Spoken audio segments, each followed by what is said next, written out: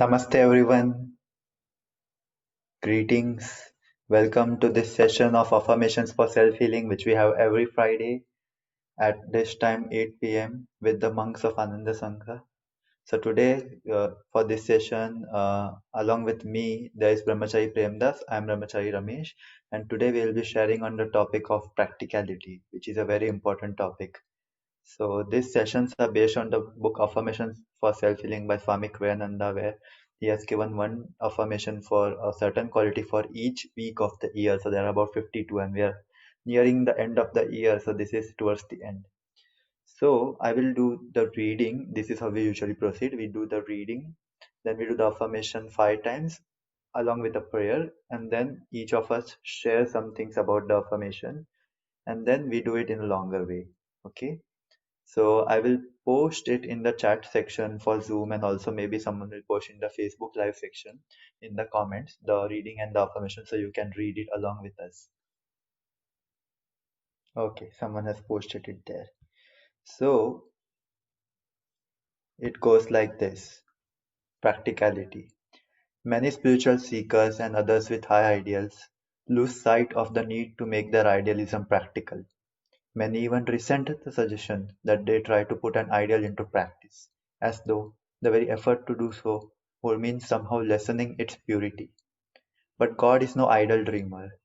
Were the universe not kept in a state of perfect balance, chaos, not harmony would be the common state. We too should be practical in our idealism.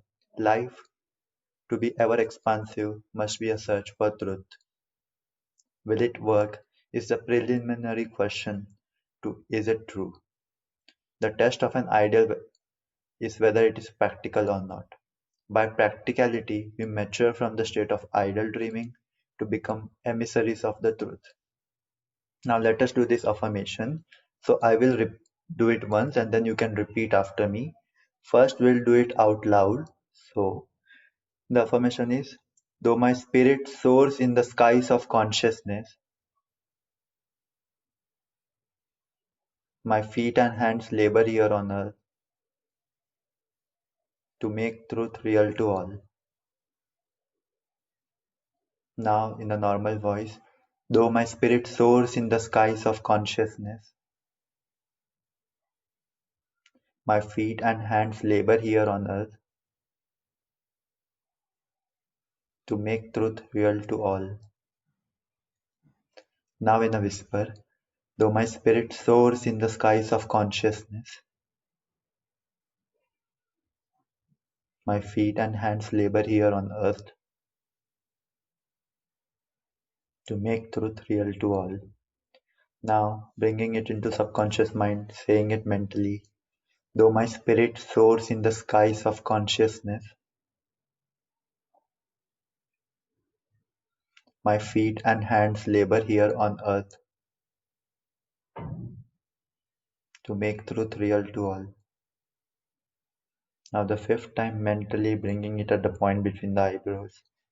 Though my spirit soars in the skies of consciousness, my feet and hands labor here on earth to make truth real to all. Let us do this prayer mentally. Let not my thoughts lift up through beautiful clouds of imagined possibilities, unless you give me the power also to materialize my dreams. Om. With that, I will let Brahmachari Premdas share first. Good evening, friends. Good evening, Guru Guys. Welcome to today's session. So I see few names. Okay, thank you for supporting us through this journey. Since it's almost the ending, I'm going to thank all of you, Neelamji, Manju, Alka, Rajesh, Ratnaji, Sumit, everyone for supporting this, and everyone on Facebook for supporting this. Supporting our initiative, Affirmations for Self-Healing. We're almost at the end of the year and it's also beginning of a new year. So also today's topic is practicality. Practicality. many times on spiritual path we always think somehow practicality, science and religion, sometimes it has been going in opposite directions. But when Paramahansa Yogananda ji brought his teachings, he brought science and religion together. He showed how religion is also a science, where if you take scientific things you'll be able to experience God, and God is a reality, and it's not a vague term where it's only in the clouds. And also, so today I'm going to share some few incidents which I would love to share. So whenever Paramahansa Yogananda ji, Swami Kriyananda ji used to repeat this, God helps those who helps themselves. Many times on spiritual path, sometimes we start depending too much on divine help, even though when we can do things for ourselves. So that's when I think this statement is so relevant. God helps those who helps themselves. I don't know if many people were able to tune in. We played a small song beginning before the session started. It was called Boatman and the Philosopher's Song, where I'll just tell you this story in very briefly. Where Swami Kriyananda ji used to share this very joyfully. And here the boatman and this philosopher are going on a boat. So in the Indian version, which before Swamiji put to words, he tells it this way: this person was a scholar, and the boatman was a person from maybe a lower caste. He did not have much good education, let's say, according to the times. But he was a very good person. He had the sense of humor and balance within him. So this philosopher starts by asking the boat as they start going in. He says, "Have you learned the first Vedas?" And boatman nods his head, "No, what are those? Uh, Great one." And then he says, "If you don't know that, your quarter of your life is gone." And then as the boat proceeds further, the philosopher, the learned person asks the boatman, have you learned the second Vedas at least?" And boatman still nods. "What are those?" Yeah, there's a blank expression on his face. And the philosopher is like, "Now half of your life is gone." Now suddenly the boat is still going, and suddenly there's a storm. And the wind is whirling. The boat starts moving left and right. And now the boatman asks the philosopher, "You asked me two questions, sir. I'll ask you only one question. Could you please tell me if you know how to swim? Can you get back to shore?" And the learned scholar, you should have seen this expression. He has he's like shivering and he's like frightened and he's unable to tell anything. He says, "No, sorry, what should I do?" And more in that terms. And then the storm really comes in the story. And then the boatman somehow jumps across and goes and saves his own life. And the philosopher who did not know this, his whole life became a waste. In that terms, that many times the moral of the story is we also have to be practical also. And Yogananda ji was a very balanced person. Our guru sets the example for us to follow. He was like, even when he went to West, he took on the qualities, the both of East and West, the both of masculine and feminine qualities. He wore orange robes in America for ceremonial purposes, but at the same time, he wore suit and scarf for other occasions. He had said that Western dress was more efficient than the Eastern dress. Also, this is interesting. Today I read something that Yogananda ji, he had many little gadgets which he greatly enjoyed, and he even invented few things. He has helped. So I think it will be very interesting research for you all to know what all things he invented. I'll leave that small question to your minds. If you don't get, do email me. I can send you a few of those. Premdas at AnandaIndia.org. So now also coming to Yogananda ji, also the reason he went to America, and he also said few things. Today I take this opportunity to share that he had said few things about India and America. I would like to read you all these things. He said, "America has acquired far more good karma than bad. This country will in the end prove invincible. For as Indian scriptures say, Yata Dharma Tata Jaya,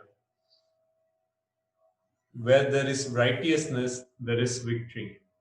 But Americans as a whole must enter the struggle more consciously on the spiritual side. Otherwise, they'll face purification through great suffering. The coming depression will serve the deeper purpose of freeing Americans from excessive dedication to materialism. There was other side where he also said that India and America, representing respectively the harmonious development of man's spiritual and material natures, will join hands to lead the world to a life of balance and progress, the like of which has not been seen in the recorded history. But the path to that happy era will not be an easy one.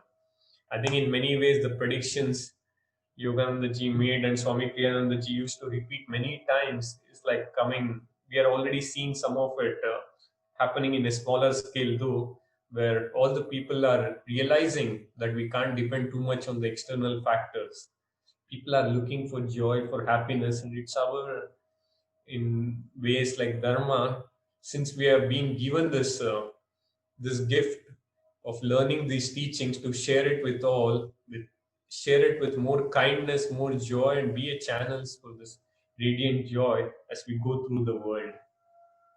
Also, at this moment, okay, since we are coming back to the topic of practicality, I would like to share one more small incident. I think Param Chogananda ji himself shared this, and I have heard this from Swami Kriyananda ji's video.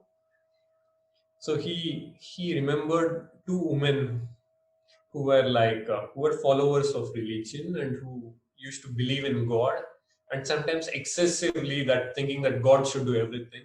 So one of their things was flaws was they used to leave their car open without locking it whenever they used to go anywhere. Paramhansa Yoganandaji warned them, telling that please do lock.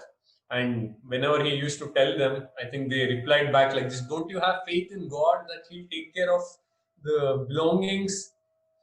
This is how he replied, and Paramhansa Yoganandaji could not tell anything. They were in no mood to listen to anything, so he let them stay. And one day, I think there was a trick played on them by Divine Mother. One day, they had expensive paintings in their car back seat, and they had gone shopping. They had parked their car somewhere, and they had gone to a shop, and then they came back. And by the time they came back, guess what? The paintings had disappeared. Let's say Divine Mother took it through some people, yeah, and then when they related it to Paramhansa Yogananda ji, Master sympathized in a way, but also said that we have to be practical in our idealism. I think there was also one more small example where Yogananda ji's devotee used to drive sometimes recklessly, and he used to tell when others used to tell him be careful, he used to tell, "I believe in Master."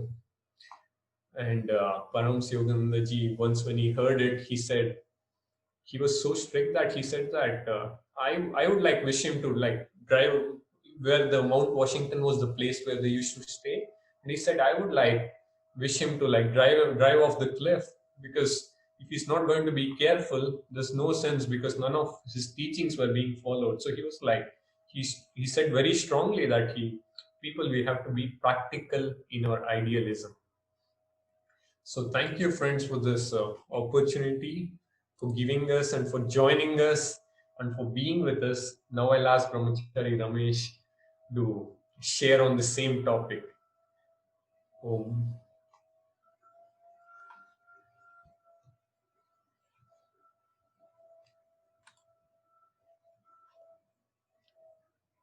Thank you, Premdas. That was beautiful. It's interesting how different stories indicate to us the experiences, the teachings we are supposed to learn in everyday life. And it's true what he said that Yogananda ji, when he went to US, he brought out the best qualities of the East and the best qualities of the West to bring a balance between the spirituality of the East and the practicality of the West. And that's how we all are supposed to live too, that we should have high ideals, that we should know good qualities, good values, and the potential to reach there. But we also need to be practical, because if we don't have the practice of what we are thinking here, how will that connect? Because if it is all in the mind, as the reading said, idle dreamers, if it is all in the mind, how will we reap the benefits of the practical application of those teachings, which truly are the teachings of yoga? When they applied in daily life, they give us the results promised. Again, be practical in your idealism. We can take that sentence and like remember it for the rest of our life, because there is so much to learn from that. Idealism, not everyone is idealism in our given world. Not everyone is idealism, because ideals are at a premium, as they say. That, say for example, take an ideal of being dependent on God alone, as Premdas was telling in one of the stories to women who said, don't you have faith in God? Having faith in God, because from God everything comes. So why should we be dependent on anything material, anything solid, and be dependent on those things? God will take care of everything, won't He? And God will take care.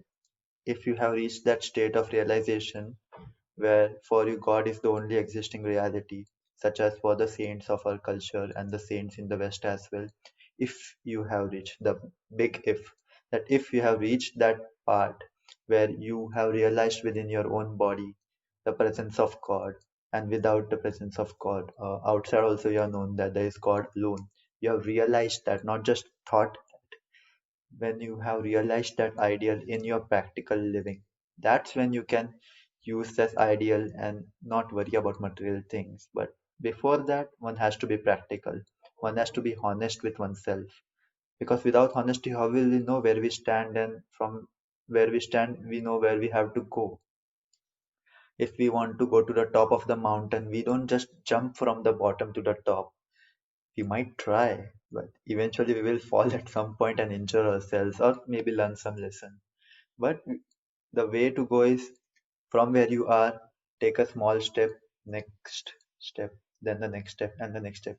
Take an ideal, try to practice it in little things, expand it, and then as you expand it, you will experience it, and as you experience it, you will move closer to the truth, as it was said in the reading, ever expansive truth.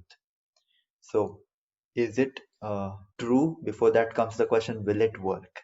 It works from where you think it will work, not when you read something and just go about doing it. I myself have used to have this habit of going into deep thoughts and thinking for hours on abstract concepts. And yes, those are good things, because without thinking deeply, how will you realize the truths inherent in all of reality? But you need to practice them, you need to bring them into your daily life, because other than, if you don't do that, it is all a waste of time. Master, who we call Paramahansa Yogananda ji as master, he was very practical, very, very practical. And the reason he was very practical was because of his own Guru Sri Yukteswar ji, who ensured that his Yogananda ji remained practical, because he had to go to the West and bring the teachings of yoga to the Western, uh, you can say, Western audience who were very practical. They had been brought up on the scientific attitude where anything or everything had to go through a filter of scientific observation and methodology. Like, you will say this, and this, but they say, will it work? Can you do it? Can you show it? Not just give statements, but prove it. That's how the American audience was, which Yogananda ji liked.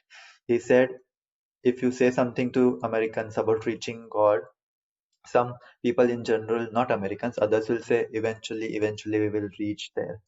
But in America, they'll say, why eventually? Why not now? So that enthusiasm, that energy to bring the higher teachings of yoga into daily practice is what we all can learn from and make our own idealism practical. And we see it a lot in East rather than in the West, that people leave things in God's hand. Like they say, God will take care of everything. Bhagwan sab sambhal lenge. In Hindi, they say it like that. Not everyone does that, but some people do that. Yes, God will take care of everything if you put the right energy. It is a two-way thing. It goes together. If it is only one and not other, then it doesn't have the same effect. And try it, you will see for yourself that it works. I wanted to also share a story, although there have been plenty of good examples. Let's just hear it. It's a humorous one also. and it's from the Autobiography of a Yogi. The person learning the lesson in this example is Paramahansa Yogananda ji as a young monk Mukunda. But in that story, I think Paramahansa Yogananda ji was enacting it so that we all could learn from it. So it is from the chapter in the Autobiography of a Yogi called the Cauliflower Robbery. And I know most of you have heard about that story or read it, but still here it goes. Yogananda ji was in Sri Yukteswar ji's ashram in Puri, and he had grown these six beautiful cauliflowers by his own hands and care like a mother and child. And he offered it to Sri Yukteswar ji, telling, "These are for you." So on that day, Sri Yukteswar ji was very impressed and appreciated that. But on that day, they had to go out on a walk in the beach. So he asked everyone to go in the ashram, and they all left. While walking on the beach, Yukteswar ji said it out aloud, like, "Did someone close the back door of the hermitage, locked it?" And Yogananda ji said, "Maybe I did. Yes, I think so. I did." But Yukteswar ji thought and said, "No, you didn't do it. You have forgotten to do it." And he said, "Now you will be punished." And before saying that, he said this line. I will read it aloud, and relates to our an excuse or my we learn from that. You have neglected your duty in safeguarding the ashram, you must be punished. And the rest of the part is that uh, he just said, "Wait, everyone." And there was a lane from which a person was going, and he was walking in a very weird way, flinging his arms around and in a unaware way. He was walking and walking and walking, and he passed the ashram and walked away. But Shukdev said, "Now look." And the person turned around, went to the backside of the hermitage, opened the door, and took one of the cauliflowers of Yogananda ji. He took the cauliflower and ran. I mean, walked away from there. Yogananda ji tried to chase it, but Shivteswar ji called him back and laughed. And it was a funny punishment for Yogananda ji, because when he went back into the room, there was a blanket on which his money and golden ring and everything was there. But the man didn't touch any of those things. He just took the cauliflower and went. Shivteswar ji said that person had a singular desire for cauliflower. But in this whole humorous story, the important lesson is we shouldn't use divine contemplation as an excuse for material carelessness. That was a lesson for Yogananda ji by his own Guru Sri Yukteswar ji, but the story is a lesson for all of us. Because, yes, all of us sometimes make that mistake that, "Oh, I have had a wonderful meditation, everything else will take care of itself." But even with that wonderful meditation in your awareness, Yogananda ji used to say, bring that peace, bring that joy into daily life in whatever you do. Spread it out. Become emissaries of that truth. Give it to all, because without sharing it with others, it will diminish. It will go away. So that is why it is important to be practical in your idealism and bring all your ideals to this planet, because we all need it.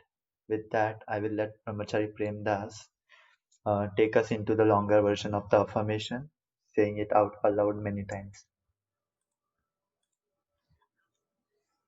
Thank you, Ramesh, for sharing that cauliflower story. Yeah, it brings up this joyful thing. I think you all were able to relate to it, the cauliflower this time. So thank you. And I would also like to take few more seconds to thank few more people who have been helping with this webinar series. We still have 2 more weeks, but I still thought I'll thank them if I don't get an opportunity. Advait from Gurgaon, who has been helping us with editing videos and uploading on YouTube, and Kailash, who is there even today helping us with the backend.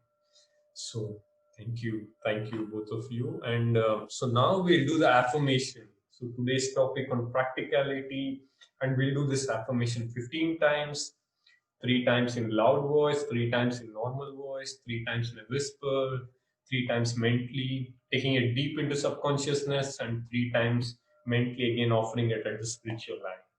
So here we go. So first, in a loud voice, 3 times, let's affirm.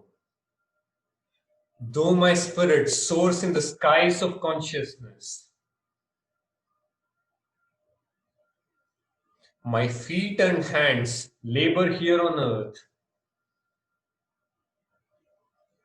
to make truth real to all. Though my spirit soars in the skies of consciousness, my feet and hands labor here on earth to make truth real to all. Again, though my spirit soars in the skies of consciousness, my feet and hands labor here on earth to make truth real to all. Now please repeat after me in a normal voice. Though my spirit soars in the skies of consciousness, my feet and hands labor here on earth to make truth real to all. Though my spirit soars in the skies of consciousness, my feet and hands labor here on earth to make truth real to all. Though my spirit soars in the skies of consciousness, my feet and hands labor here on earth to make truth real to all. Now in a whisper, though my spirit soars in the skies of consciousness, my feet and hands labor here on earth to make truth real to all.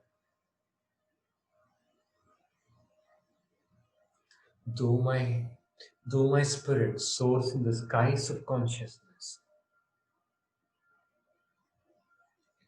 my feet and hands labor here on earth to make truth real to all. Now let's do this mentally. Please repeat along with me. This time let's take it deep into subconsciousness. Though my spirit soars in the skies of consciousness, my feet and hands labor here on earth to make truth real to all. Though my spirit soars in the skies of consciousness, my feet and hands labor here on earth to make truth real to all.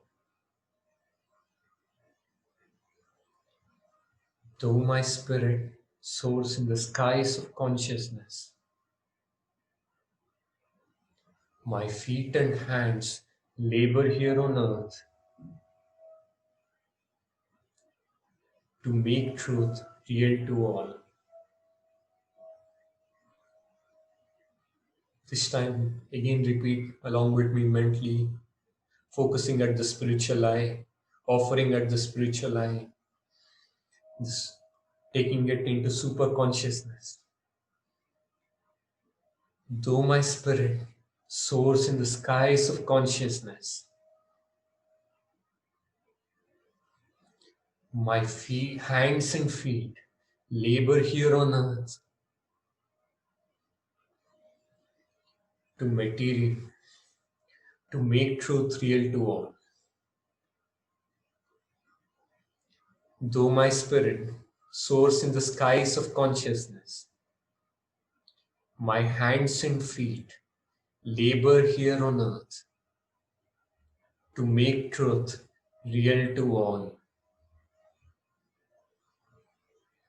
Though my spirit soars in the skies of consciousness,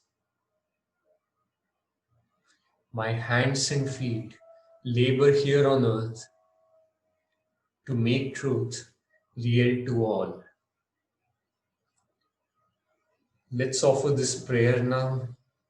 Please repeat mentally along with me. Let not my thoughts Lift me up through beautiful clouds of imagined possibilities. Unless you give me the power also to materialize my dreams. Om Shanti Shanti Shanti.